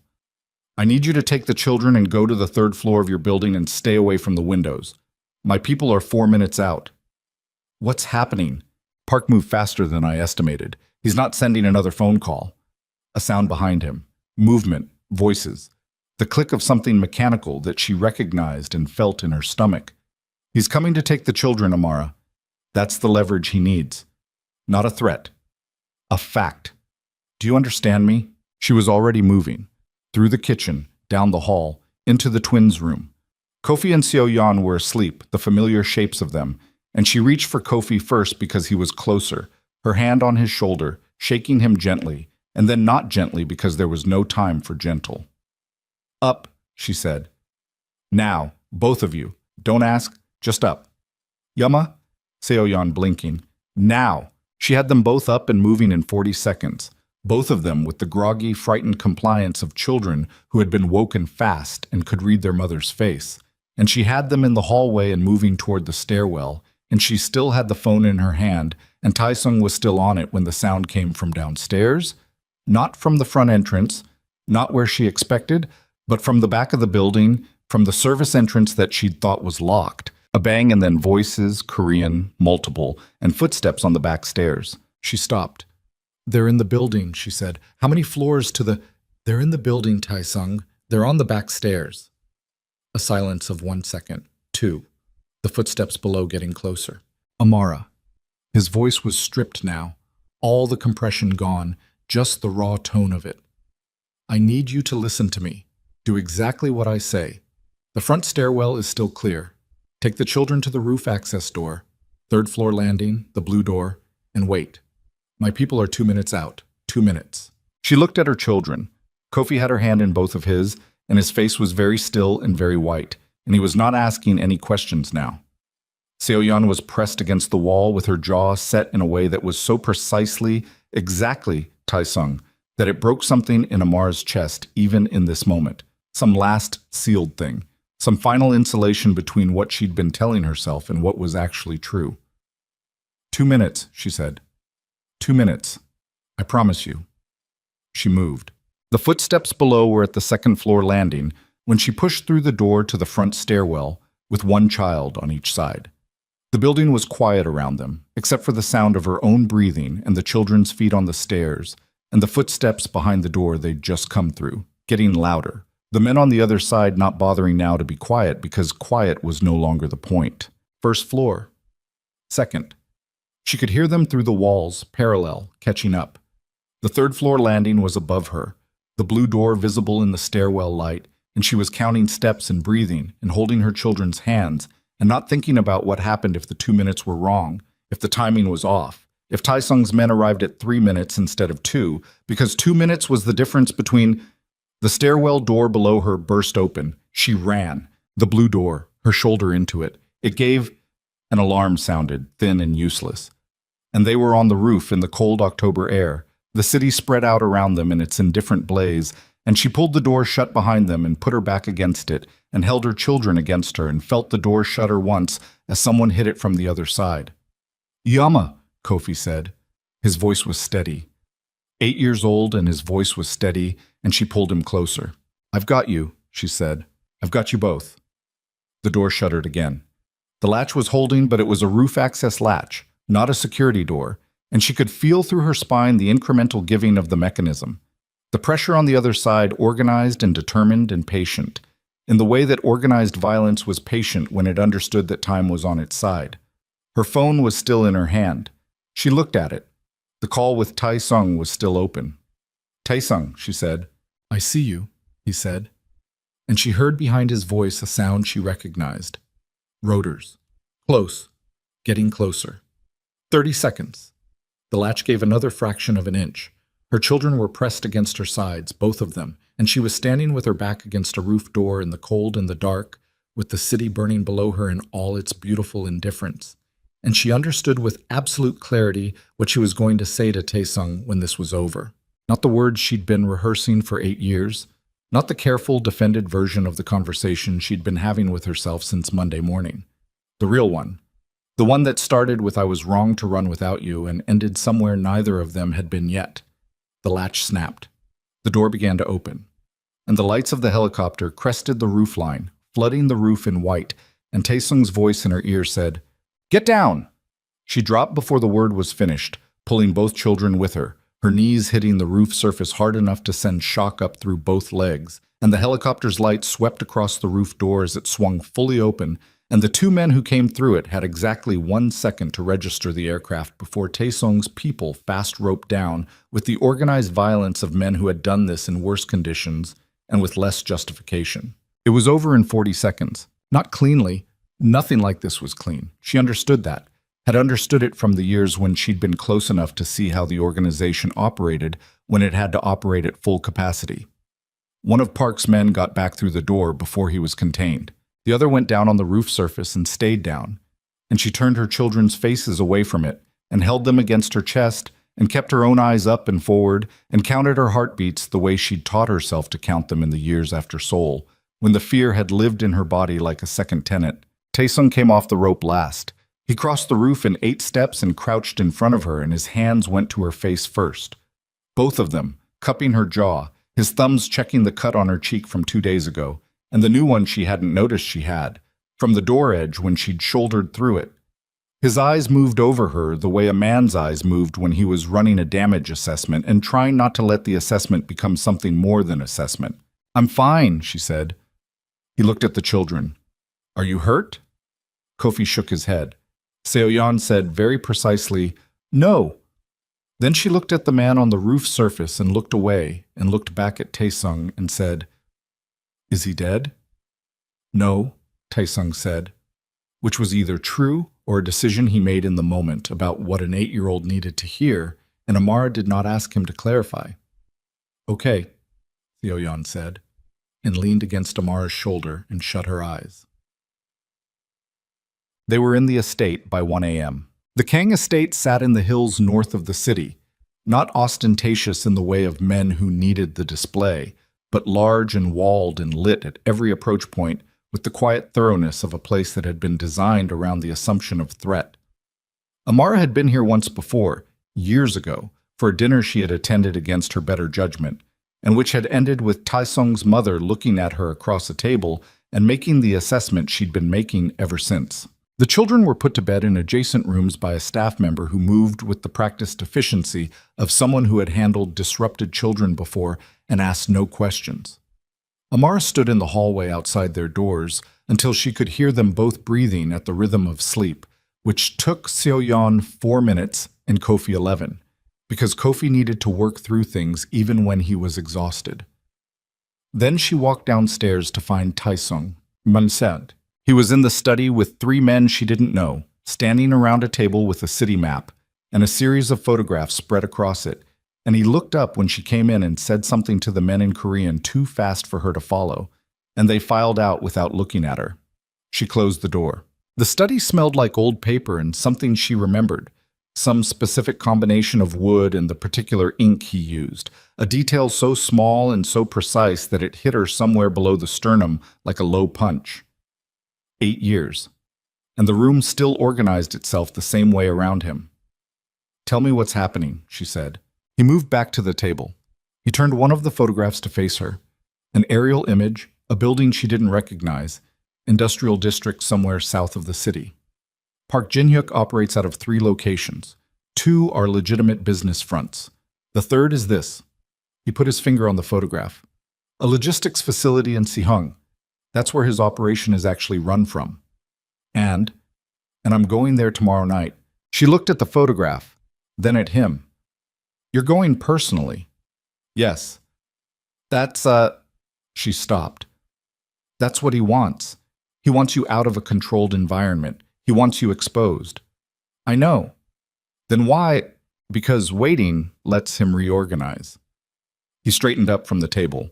He looked at her with the particular directness he produced when he had already finished the argument with himself and arrived at the conclusion and was now informing you of the result. "He hit your building tonight. He tried to take our children. If I let him consolidate, he tries again with more resources and better planning.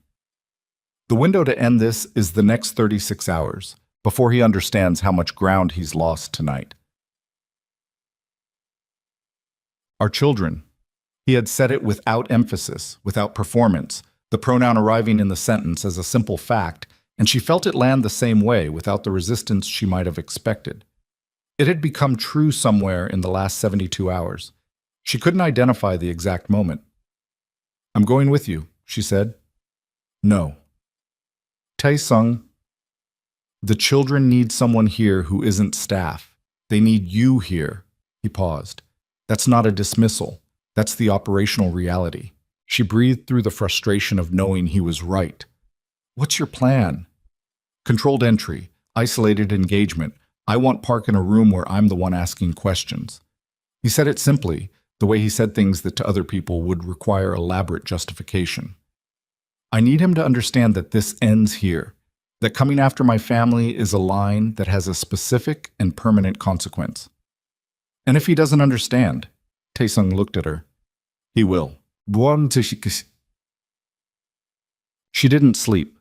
She sat in the chair in the hallway outside the children's rooms and drank the tea that one of the staff brought her without being asked, and she listened to the estate at 2 a.m., the movement of Tae-sung's men through the lower floors, the distant sound of vehicles on the road beyond the wall, the ordinary sounds of a large house operating at heightened alert. At 3:15, she heard footsteps on the stairs and looked up, and it was Tae-sung, still in the same clothes, carrying his own cup of tea with the unhurried quality of a man who had stopped trying to pretend he was going to sleep.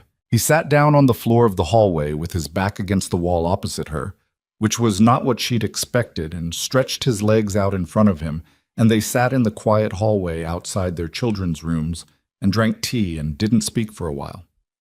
I looked for you, he said finally. Not an accusation, a statement. For 2 years after you left, I had people in 8 countries. I know. How? Because I know you, and because I moved carefully. She looked at her cup. London for 6 months, then Lagos for the pregnancy and the first year, then here. Lagos. He absorbed that. You had the children in Lagos. My mother was there. I needed my mother. He nodded slowly. He looked at the wall opposite him. What were their first words? She hadn't expected the question. The specificity of it, not what were they like as babies or when did they start walking, but the exact particular question of a man who had been thinking about the specific things he'd missed and had settled on this one. Kofi's first word was more, she said. Food. He was very interested in food from the beginning. A pause. Seoyeon's first word was no, which she used correctly and frequently. Something moved through his face, not quite a smile, too much underneath it for a smile. She gets that from you. She gets that from both of us. He looked at her. She looked at him. The hallway was quiet around them, and the estate was quiet around the hallway, and somewhere in the rooms behind the 2 doors her children were sleeping, and she understood sitting there that she had been wrong about a number of things. Not about her reasons for running, not about the fear that had driven it. Those were real, and she would not retroactively unmake them. But about the assumption that had underlain the running. The assumption that he would not have chosen differently if she'd given him the chance to choose. She didn't say it yet. Not tonight. Tonight had too many other things in it already. Come back tomorrow, she said instead. He looked at her. Come back, she said. From whatever you're doing tomorrow night, come back. He held her gaze for a moment. I intend to. That's not what I said. He understood the difference. I'll come back, he said.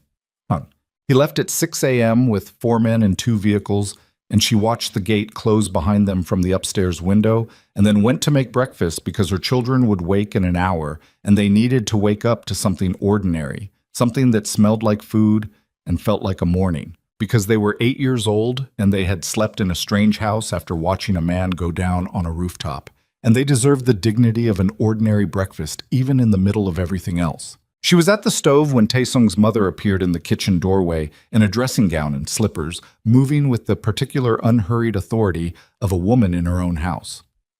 You cook, Mrs. Kong said. It's my profession. I know. I'm not surprised. I'm just noting it. She moved to the counter and stood there in the way of a woman who was going to stay whether or not she was invited, and knew it. He told me about the facility in Si-hung. He shouldn't have. He didn't, specifically. He told me he was going out. The rest I have inferred over 41 years of knowing him. She was quiet for a moment. He's never brought anyone here before.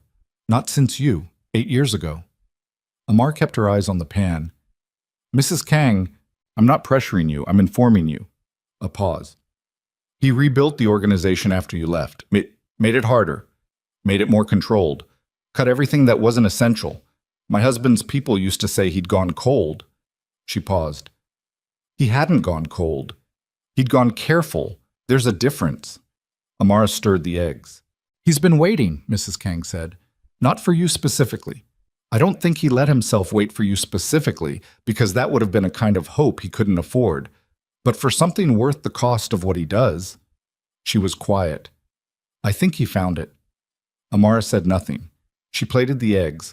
She started on the toast. Mrs. Kang stayed at the counter in companionable silence, which was its own kind of statement, and Amara let her stay. And when the toast was done, she put 2 extra pieces on the plate without being asked, and Mrs. Kang took them without comment and sat at the kitchen table. And they ate in the early morning quiet of a house where something irrevocable was in the process of settling into its final form. The children came downstairs at 7:30. Kofi registered Mrs. Kang with a brief, careful look and a formal annyeonghaseyo that made the old woman sit up slightly with what was clearly suppressed approval. Seo-yeon sat across from her and said with no preamble, Are you related to us? Mrs. Kang looked at Amara. She's Taesung's mother, Amara said.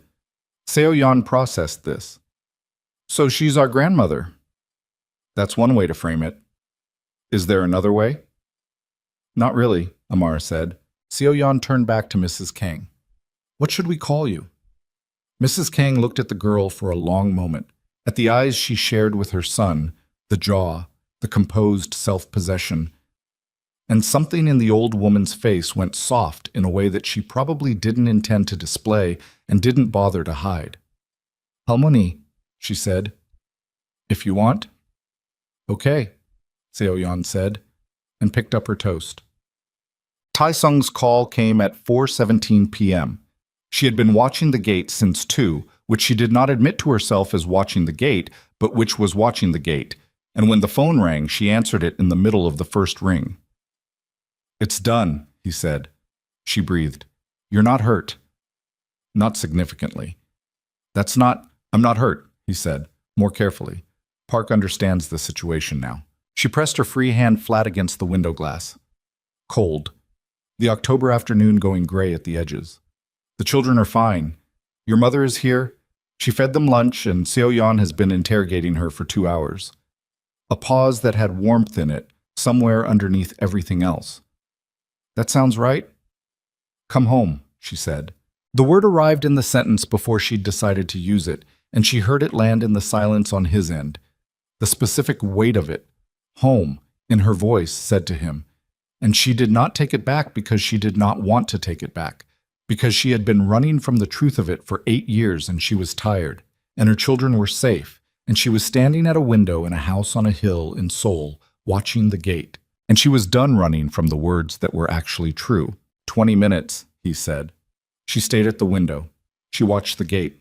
And at 22 minutes, because nothing in his world ran exactly on schedule, because the gap between intention and arrival was always filled with the friction of a world that pushed back, the gate opened and the first vehicle came through, and she pressed her forehead briefly against the cold glass and closed her eyes, and let herself feel, for the first time in 8 years, the particular relief of something she had thought was gone arriving back into the space where it had always belonged. Then she straightened up. She went downstairs. She opened the door before he reached it, which meant he saw her face first, unguarded, before she had time to decide what to do with it. And he stopped on the steps and looked at her, and she looked at him, and neither of them said anything for a moment because the moment was already full. 22 minutes, she said. Traffic, he said. You don't take traffic personally. Tonight I do. She stepped back from the door. He came in, and in the hallway of his estate, with his children's voices coming from the kitchen and his mother's low response and the smell of the dinner that the cook had started an hour ago moving through the whole house, Kang Tae-sung looked at Amara Okoye, and she looked back at him, and the 8 years between them were still there, real, unretractable, full of cost. But they were also, finally, the 8 years between them were still there, real, unretractable, full of cost. But they were also, finally, something that could be looked at directly instead of around. She stepped back from the doorway. He came in. She closed the door. Neither of them moved toward the other. They stood in the hallway of his estate with the sounds of the house around them, the children's voices from the kitchen, Mrs. Kang's low response, the cook's movements, the ordinary living sounds of a house that had been quiet for too long. And they looked at each other with the particular clarity that comes after fear has burned through everything that isn't essential. He had a cut along his jaw, fresh, closed, but not stitched. His jacket was gone. The left sleeve of his shirt was torn at the shoulder in a way that said someone had grabbed it hard and not let go cleanly. He was standing straight, but she could see in the set of his shoulders the particular rigidity of a man managing pain he wasn't going to announce. "Sit down," she said. "I'm fine." "You said not significantly hurt. That means you're hurt. Sit down." He looked at her for a moment with the expression of a man deciding whether this particular battle was worth engaging. He sat down on the bench along the hallway wall. She went to the kitchen. She came back with the first aid kit from the cabinet above the refrigerator, which she'd located 2 hours ago the way she located everything in unfamiliar kitchens. Systematically, because knowing where things were was a form of control she had learned to exercise in every new space she occupied. She sat beside him on the bench and opened the kit and looked at the cut on his jaw. "This should have been stitched," she said. "I know." "Why wasn't it?" "There wasn't time." She cleaned it without asking permission, and he sat still and let her, and she felt his eyes on the side of her face while she worked. Not uncomfortable, not intrusive, just present in the way his attention had always been present, with the full weight of a man who was rarely anywhere other than where he was. "Park," she said. Not a question exactly. "He'll stand down." He paused. "He understands what continued aggression costs him. He's a practical man, ultimately. Practical men recalculate when the variables change." "You changed the variables." "Significantly." She pressed a butterfly closure along the cut. His jaw moved slightly under her fingers. Not a flinch, just the involuntary response of damaged tissue to pressure. And his organization, dismantled at the operational level. His senior people have been given a clear account of what supporting continued hostility toward my family will cost them individually. He paused. Most of them are practical men as well. She set the last closure and sat back and looked at her work. Clean enough. It would scar. A thin line along the jaw that he would carry for the rest of his life. One more mark in a collection she had not been present to see accumulate. The leak. Wu Chang-sik. Handled. What does that mean this time? It means he won't be a problem. He looked at her. He's alive. I want you to know that. He's removed from the organization, and he's been given a very specific accounting of what resuming contact with Park or anyone adjacent to Park will cost him. But he's alive. She held his gaze. That's different from what I would have expected. I know. A pause. I'm trying to be a man my children can know without flinching. She felt that land. Set the first aid kit on the bench beside her and breathed. "Tai-sung, I know what I've been," he said. Not defensive, not performing contrition, simply stating a fact he had spent time with. "I know the shape of it. I'm not asking you to forget that. I'm telling you I'm aware of it, which is a different thing." "It is a different thing," she said. "Yes." From the kitchen, Seo Yon's voice. "Halmoni, but why do people make rules if they're going to break them anyway?" And Mrs. Kang's dry response. "That is the central question of human civilization. Eat your rice." Taesung looked toward the kitchen. The thing that moved through his face then was not complicated. It was very simple, which was what made it difficult to look at. A man seeing something he had believed was gone returned to him at the specific cost that made it real. He stood. He moved toward the kitchen. At the doorway he stopped, and she watched him stand there looking at his children at the table. Kofi with a book open beside his bowl, because he could not eat without reading. Seo Yan with her chin in one hand conducting her ongoing philosophical interrogation of a 68-year-old woman who was giving as good as she got. And she watched him look, and she did not look away, because this was also something true that deserved to be witnessed. Kofi looked up, saw him, looked at his face with the careful reading he applied to everything. "You're back," he said. "I'm back." "You're hurt." "A little." Kofi considered this. "Did you win?" Taesung paused. The people who came to your mother's building last night won't come back. That's not what I asked. Kofi, Amara said from behind Taesung, and Kofi accepted the redirection with the slight headshake of a child who has been told that some questions have later answers, and went back to his book. Seo Yan had turned around on her stool and was looking at Taesung with the direct assessment she'd been applying to him since the moment she first saw his face. She said nothing. She turned back to Mrs. Kang and said, "He's hurt. Does he always come home hurt?" And Mrs. Kang said, "Less often than you might think. More often than I'd prefer," and took a sip of her tea with the serenity of a woman who had made her peace with the texture of her life. Dinner was not a simple meal, and it was not a comfortable one, but it was real in the way that mattered.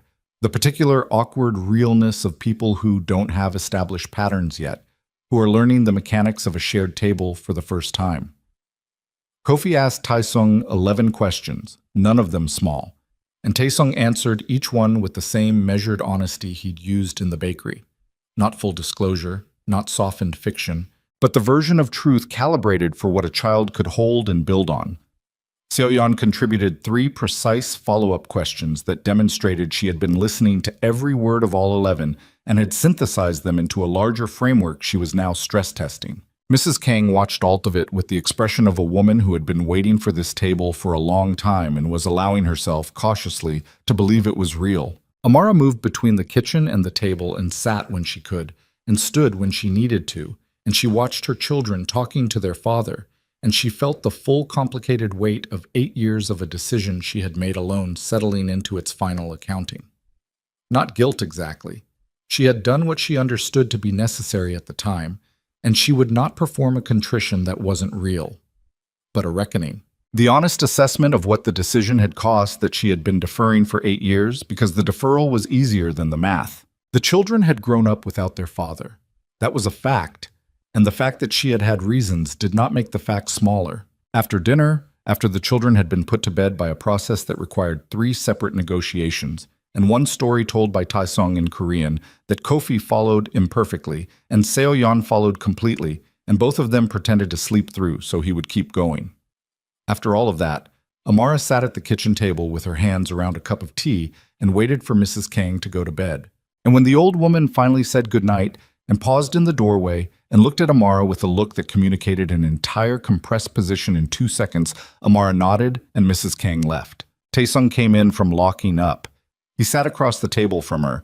He had changed his shirt, the torn one gone, a clean one, the specific dark blue she remembered he defaulted to at the end of days. His shoulder was wrapped under it. She could see the line of the bandaging, which answered the question of what not significantly hurt had meant. They sat in the kitchen quiet for a while. "I need to say something," she said. "All right. I've been telling myself for 8 years that I ran for the children, and that's true. I'm not retracting it. The fear was real, and the reasons were real, and if I were in that bathroom again with that test, I would still leave, because I couldn't see another choice from where I was standing." "But Sojdish-san," she stopped, turned the cup in her hands. "But I've also been telling myself that I would have stayed if I'd been brave enough to ask you to change. And that's not true. I didn't stay and ask because I was afraid of the answer. I was afraid you would say no, that the organization was what you were, and you couldn't be anything else, and I couldn't survive hearing that. So I didn't ask. I just left." He looked at her across the table. He said nothing. "That's not a noble version of the story," she said. "The noble version is the one I told myself for 8 years. Protecting my children, making the hard sacrifice, keeping them safe. The real version has fear in it that wasn't about them. I want you to know that I know the difference." He was quiet for a long moment. His hands were flat on the table, still, the way his hands went still when he was working through something at depth. "I want to tell you something as well," he said. "All right, when you left, in the months after, I understood why. Not immediately, but eventually. I understood the arithmetic of what I was asking you to live inside, and I understood why a woman with your clarity would not accept it, and I understood that the choice you made was not about not loving me." He paused. "What I've carried for 8 years is not anger at you for leaving. It's anger at myself for building something that made the leaving logical." He looked at her. "I was 41 before my children told me goodnight. That is the cost of the thing I built, and I've known it, and I've been sitting with it since the moment I drove away from your bakery on Monday." She looked at him across the table. The kitchen light was low. Outside, the estate was quiet, the guards at their posts, the city beyond the wall going about its enormous nightly business, indifferent to the particular accounting happening in this kitchen. "What are you going to do with the organization?" she said. "Begin transitioning it." He said it without hesitation, which meant it was not a new thought. "I've been moving certain operations toward legitimate structures for 3 years already. Slower than I should have. I'll accelerate that." A pause. "It will take time. I can't dismantle 12 years of organization overnight without consequences that are worse than the organization itself. But in 5 years, 6, it can be something different, something my children can know the shape of without needing to protect them from it. That's a long time." "Yes. And in the meantime, I need to keep them safe while the transition happens." He looked at her steadily. "Which is why I need to ask you something, and I need you to know before I ask it that the answer you give is the answer I'll accept. I'm not leveraging anything. I'm not applying pressure. I'm asking." She waited. "Marry me again," he said. "Not for the same reasons as before. Not the way it happened before. Not because you fell into my world without fully knowing what it was. Knowing everything, choosing it anyway." He paused. "The public declaration makes the children's status unambiguous. It makes you untouchable within a legal framework I can build around it. And it means—" He stopped, started again, and she could hear in the starting again that this was the part he found harder to say than the operational justification. "It means I'm not going to watch you from across a room for the rest of my life and know what we could have been." The kitchen was very quiet. She looked at his face, the cut along his jaw, the exhaustion in his eyes that he was managing through the same controlled stillness he managed everything, the specific vulnerability of a man who had said a real thing and was now waiting with no leverage and no plan B and nothing but the waiting itself. "Not yet," she said. He absorbed that. "I mean that," she said. Not yet. I need to live in the same city as you for more than 4 days before I make that decision. I need my children to know their father in the ordinary way. Breakfast, homework, the fights about bedtime. I need to trust what we're building before I build the last thing." She looked at him. "But I'm not leaving. I'm staying in Seoul. I'm keeping the bakery. And I want you in our lives. Not from the edge of them, not through supervised meetings. In them. The way you should have been." He held her gaze. "That's enough," he said. "That's everything," she said. "Don't mistake it for less." The corner of his mouth moved. Not quite the smile she remembered, but the architecture of it, the place where a smile lived when a man had not had a reason for one in a long time and was remembering the mechanism. "I know what it is," he said. "Tja." The weeks that followed were not easy and did not pretend to be. Amara moved the twins back to the apartment above the bakery, a decision that required 3 conversations with Taesung, all of which were tense, and 2 of which ended without resolution before the third produced a compromise that neither of them was fully satisfied with, which meant it was an actual compromise. 2 of Taesung's people on the street at all times, a security system in the building that was better than anything the building's landlord would have chosen, and a direct line between Amara and the 4 men at the top of Taesung's personal security team. Not a cage. A perimeter. She held the line on the distinction, and he respected it, eventually, after the second conversation. He came to the bakery on Tuesday and Thursday mornings. He sat at the corner table, the children's table, the one where Kofi had been doing his math worksheet the morning everything changed. And he drank his coffee, and he helped Kofi with the math problems that were still frustrating, and he listened to Seo-yeon's ongoing serial narrative about the civilization she was building in the back garden of the estate on weekends, and he did not try to make any of it more than what it was. He let it be breakfast. He let it be Tuesday morning. He was, she discovered, a patient man in ways she had seen, but not fully understood when she was 26, and love was still new enough to be dazzling rather than clear.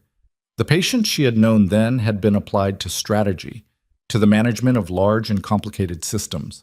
This patience was different, the patience of a man who had arrived late to something and understood that arriving late meant earning ground slowly that there were no shortcuts through the ordinary accumulation of days. Kofi tested him in the specific way Kofi tested everything, not hostility, not resistance, but the methodical stress testing of a child who needed to understand the structure before he trusted it. He asked hard questions at breakfast, and harder ones on weekends, and the hardest ones in the car on the way home from the estate on Sunday evenings, when it was just him and Taesung for 15 minutes, and he seemed to have decided this was the window for the questions he hadn't asked in front of other people. Taesung answered all of them, not perfectly, not always with the answer Kofi wanted, but with the honesty the questions deserved, calibrated for an 8-year-old who was too perceptive to be managed and too principled to be redirected. Seo-yeon's approach was different. She simply included him, announced one Saturday morning that he was going to help her build the next district of her garden civilization because she had a structural problem she needed another set of hands for, and she directed the construction with the authority of a general who has decided that the new recruit has potential and is willing to invest the time. Taesung spent 4 hours on his knees in a garden building small structures out of sticks and flat stones to specifications delivered by an 8-year-old. And he did it without complaint and with genuine attention to the specifications. And by the end of it, Seo-yeon had decided, in the particular way she decided things, that he was acceptable.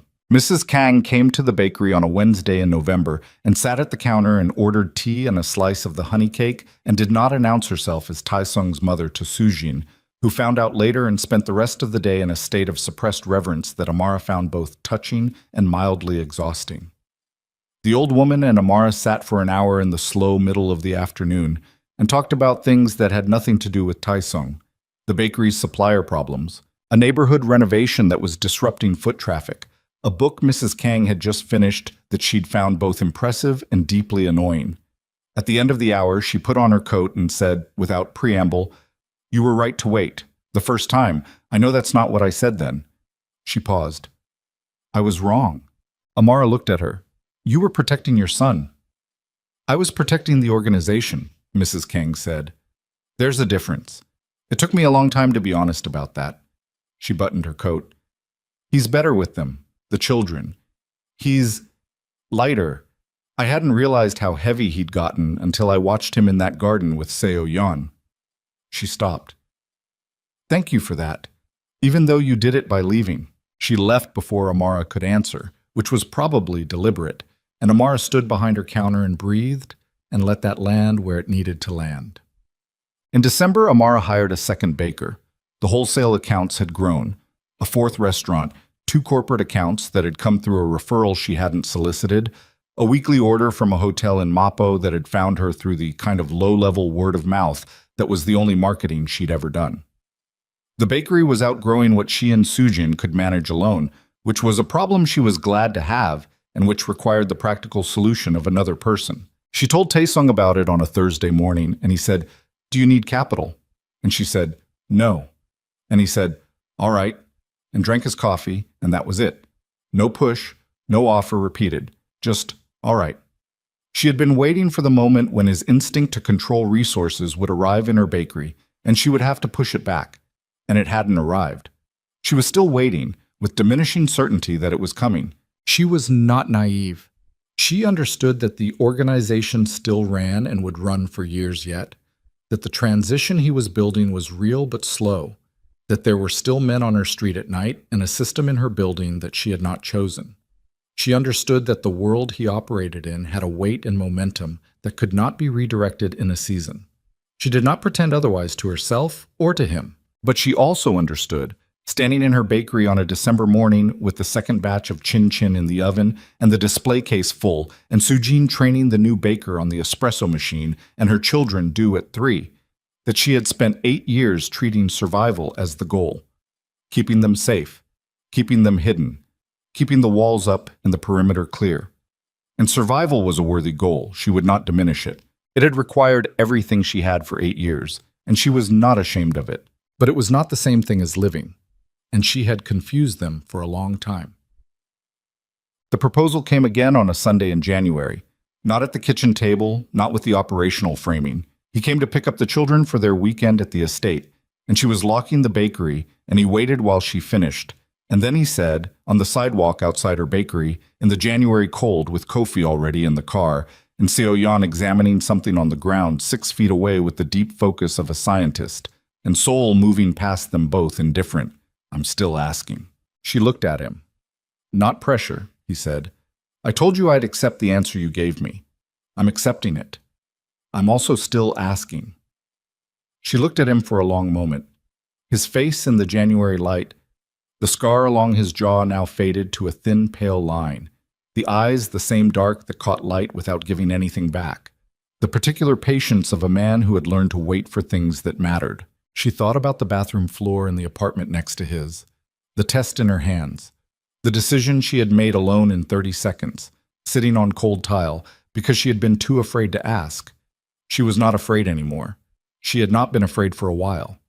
She had been waiting to be certain, which was different, and she had been certain for longer than she'd admitted. Ask me in the spring, she said. He looked at her. I want it to be spring, she said. When you ask me properly.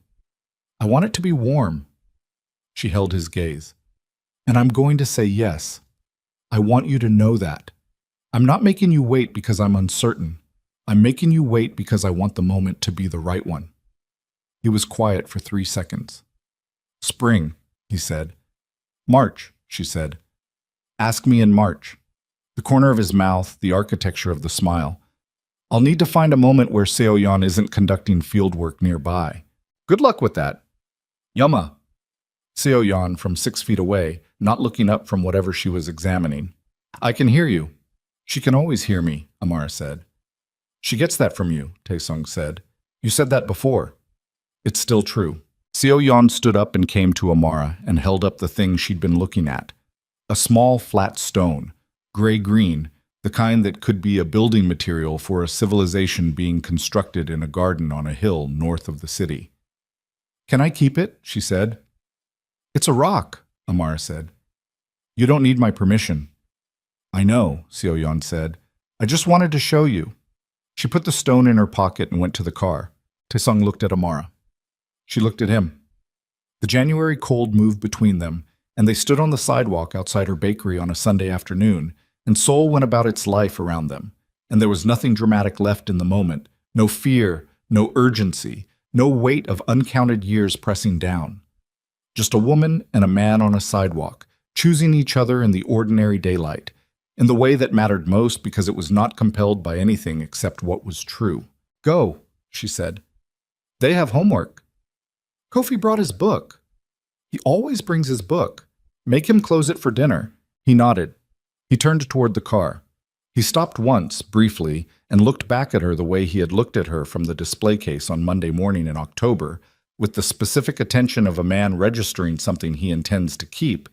And then he got in the car, and the car pulled away, and she stood on the sidewalk and watched it go until it turned the corner. Then she went back inside her bakery. She turned the lights back on.